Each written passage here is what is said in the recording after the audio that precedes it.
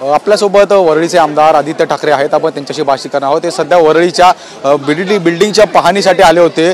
या पाहणी दरम्यान ते लोकांशी देखील भेटले, लोकांची समस्या जाणून घेतली. सध्या आपल्यासोबत आहेत. सर, वरळीतल्या आपण या समस्या जाणून घ्यायला होतो लोकांकडे, काय नक्की समस्या? नाही, इथे 2-3 दिवसापूर्वी एक लिकेजचा व्हिडिओ आला होता इथे बीडीडी चाळीमध्ये आणि म्हणून काम सुरू झालेलं आहे. तरी देखील आम्ही आत्ता पाहणी करायला आलो आणि लवकरात लवकर हे काम पूर्ण होईल ही आशा आहे. दुसरं म्हणजे PWDनी थोडं इथे वेग घेणं गरजेचं आहे, कारण बाजूला आपली बीडीडीची नवीन इमारत बनते, पण ज्या जुन्या इमारती आहेत तिथे, ज्या चाळी आहेत 100 वर्षापूर्वीच्या, काही 90 वर्षापूर्वीच्या, तिथे रिपेअरचं काम आहे ते गरजेचं आहे. पावसाळ्यापूर्वीचं काम जे होणं आहे ते गरजेचं आहे. स्वच्छता देखील आत इथे PWDच करत असते आणि त्याच्यासाठी आपण पाहाल काही काही चाळींच्या मधले जे एरियाज आहेत ते क्लिनिंगसाठी गरजेचे आहेत. त्याच्याशी आम्ही आता मंत्र्यांशी संपर्क साधू आणि विनंती करू. एकूणच सर, अनेक समस्या होत्या वरळीला. तुम्ही जसं लोकांपर्यंत पता 3रा माळ्यापर्यंत तुम्ही गेला तर पाहणीसाठी, काय सांगायला असं लोकांना? नाही, माझं कामच आहे, कर्तव्य आहे. 3रा माळा असो 30वा माळा असो, ते काही त्याला हे नाही. महत्त्वाची गोष्ट म्हणजे लोक तिथे राहतात, आपली जनता तिथे राहते आणि त्यांची सेवा करणं गरजेचं आहे. पाहणी करायला आलेलो तो 2 दिवसापूर्वी सुनीलजी स्वतः आले होते, आशिषजी आहेत वगैरे, आम्ही सगळे इथे काम करतो.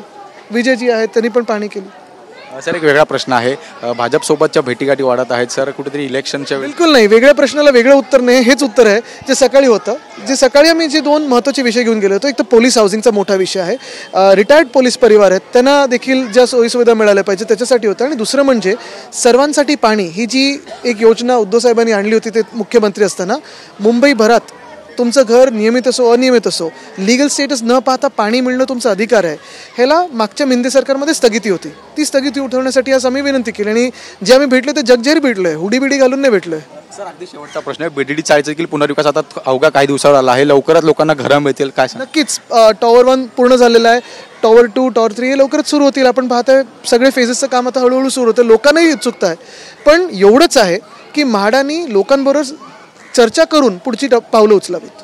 नक्कीच, धन्यवाद आमची बातमी. तर आपण जर पाहिलं तर वरळीतल्या कामांचा आढावा घेण्यासाठी आदित्य ठाकरे हे स्वतः वरळीत लोकांपर्यंत पोहोचले होते. व्हिडिओ जर्नलिस्ट सुभाषसह मी जय पवार, TV9 मराठी, मुंबई.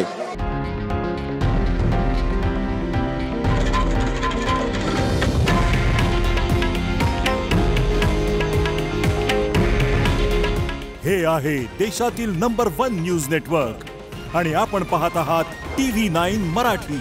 काळजी तुमची, हित महाराष्ट्राचं.